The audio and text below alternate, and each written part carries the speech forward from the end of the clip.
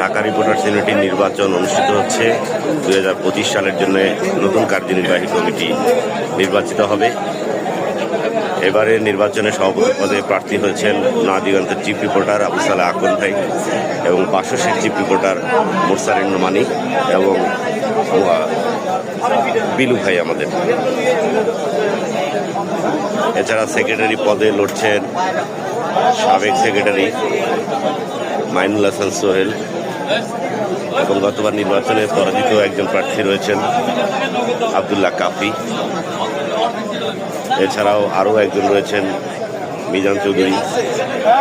সবাই নির্বাচনে প্রতিদ্বন্দ্বিতা করছেন। এই দর্শক আপনাদেরকে দেখানোর চেষ্টা করছি ঢাকা রিপোর্টার নির্বাচন।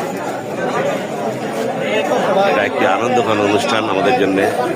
প্রতি বছরই 30 নভেম্বর